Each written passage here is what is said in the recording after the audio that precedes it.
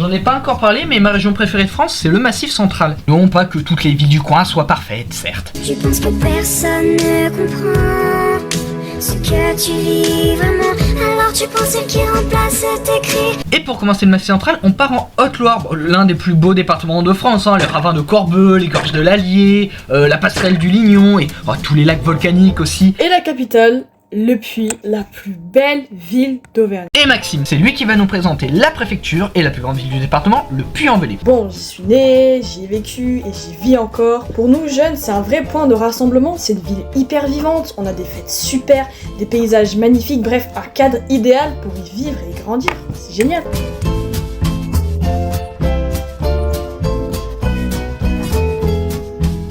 Le Puy-en-Velay se situe donc dans le département de la Haute-Loire qu'elle dirige. Elle est située au centre du département, en haut des plateaux du Velay. Bon, ça inclut un certain isolement de la part de la diagonale du vide. En termes d'accès, on est desservi par la RN88 qui est en 2 fois 2 voies. Oui, on a la chance. On a donc des routes qui partent de Saint-Étienne, Mende, mais aussi de Brioude, Clermont-Ferrand, qui descendent vers l'Ardèche jusqu'à Valence, Aubenas, Montélimar. Et niveau train ?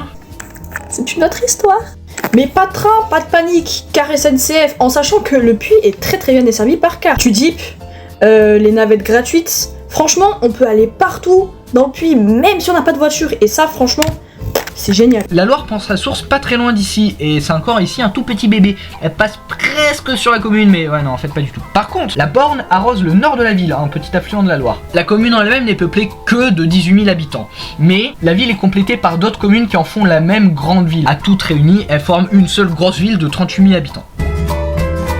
C'est une ville vraiment magnifique, même si mal desservie par endroits, il fait quand même bon à y vivre. On rappelle que le Puy est quand même une ville très attractive, notamment pour les jeunes personnes qui souhaitent s'y installer. Collège, lycée, ses structures de santé, maisons de retraite, hôpitaux, maisons de santé, mais aussi par ses nombreuses associations sportives. On rappelle quand même que le Puy est dans un département très nature, entre guillemets. On peut vraiment y faire tous les sports, il y en a vraiment pour tous les goûts et pour tous les âges, et c'est ça qui, je pense, fait l'attractivité majeure du Puy. C'est une ville d'une beauté assez exceptionnelle, on va pas se cacher. Elle est colorée et semble être hors du temps. Ces pics volcaniques en plein cœur de la ville sur lequel on a construit des églises et des statues, c'est vraiment un truc hors du temps. Le Puy attire aussi beaucoup de touristes venus de tous les pays, notamment d'Espagne, d'Angleterre. Une fois, j'ai même croisé des Japonais. Dites-vous quand même le Puy au Japon, les gars. Maintenant, on va parler loyer. Le prix au mètre carré dans Puy est d'à peu près 1600 € le mètre carré. Et si on s'éloigne encore plus, on a quand même la possibilité, si l'on le veut,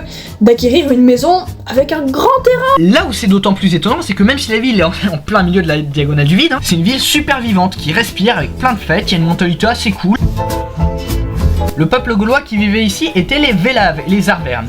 Le fameux peuple qui tint tête par rapport à César. Les Romains conquièrent la région et la ville devient un centre religieux. On y bâtit la cathédrale suite à l'apparition de miracles sur les pitons volcaniques. Et c'est d'ici que part le tout premier pèlerin français en direction de Saint-Jacques-de-Compostelle. Ainsi, la ville est devenue l'étape de départ pour les pèlerins, et ce durant tout le Moyen-Âge jusqu'à aujourd'hui. Elle vit surtout de ça. Les maisons, les hôpitaux, les commerces, les foires se sont toutes bâties au Moyen-Âge pour accueillir les pèlerins malades, et toute la vie de la ville dépendait de ça. La ville est alors la capitale du Velay, une région culturelle et historique qui fait partie du Languedoc. Le Puy est donc historiquement plus proche de Toulouse que de Clermont-Ferrand. Bon, pas géographiquement. Pendant la Révolution, la ville est réputée pour le fait qu'ici soit pas passé grand chose. Ouais, justement, l'histoire du Puy-en-Velay s'arrête un peu à ce moment-là. Et ça en fait une force. La ville n'a pas vraiment connu de révolution industrielle, ça s'est plutôt passé à Saint-Étienne ou Monistrol. Non, depuis la ville est dans son coin, coupée du monde, accueille les pèlerins, avec tous les services dont on a besoin. C'est ce qui fait qu'elle est coupée hors du temps. On l'a dit plus tôt, mais le Puy est quand même une ville où il se passe beaucoup de fêtes. La plus connue, la fête du roi de l'oiseau, cette reconstitution médiévale. C'est vraiment magique, faut vraiment y aller.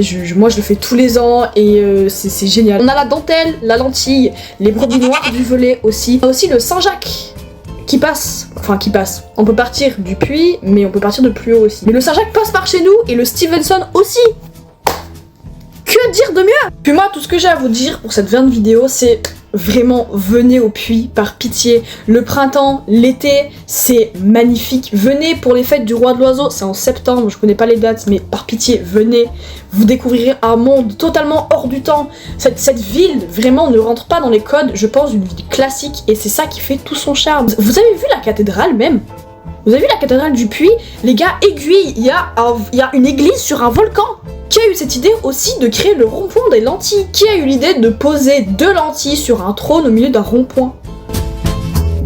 Bon, il y a beaucoup de super aspects au Puy-en-Velay, mais je pense que son meilleur, c'est son patrimoine. La ville est somptueuse, elle épouse parfaitement un décor volcanique, les maisons sont belles, les monuments sont impressionnants, et je pense sincèrement ne pas mouiller en disant que c'est la plus belle ville d'Auvergne. Parfois, c'est un peu trop isolé. Ok, ça participe grandement au charme de la ville, mais c'est vrai qu'en termes de vie pratique, ça peut en repousser certains. Là, on descend Auvergne, juste là. C'est l'une des plus belles villes du pays. Elle a une ambiance très particulière. Elle est coupée du monde, mais avec tout ce qu'il faut, avec tous les accès, il y a tout. C'est vivant. Tu vois, et je dis pas ça de toutes les villes du Massif Central. Hein. C'est réellement vivant. Tu vois, par exemple, Mende, c'est beaucoup plus mort. Aurillac, c'est assez mort. Rodez, ça va. Le Puy est vraiment une ville du Massif Central très vivante. C'est dingue. Il y a une super ambiance, c'est super beau, le patrimoine magnifique, les paysages autour sont somptueux. En train c'est plus compliqué, mais vas-y, Sainté et Clermont on va dire que ça va. Le seul vrai défaut que je pourrais là y trouver tout de suite, c'est que pour certains c'est vrai que ça peut être un peu trop isolé, mais je trouve que c'est ce qui fait son charme. Maxime nous en a parlé et ouais il a raison, c'est incroyable. J'ai été dans plusieurs villes d'Auvergne, mais pour l'instant c'est ma préférée. Ce que je vais mettre n'est pas déconnant, mais c'est un Estia. C'est somptueux, les gens ils sont cool, il y a une super ambiance globale. Non, ça rejoint 7. Hein. Ça part tout là-haut. Je sais pas faire, je suis nul. C'est juste au-dessus de Tarascon en termes d'habitants. Ça reste une petite préfecture, hein, le Puy. Haute-Loire. Voilà. Si vous n'êtes pas d'accord, c'est pas grave et c'est même très bien. Argumentez en commentaire. Et si vous voulez parler de votre ville aussi, allez-y. Moi, je suis ouvert à tout. Bisous de tonton.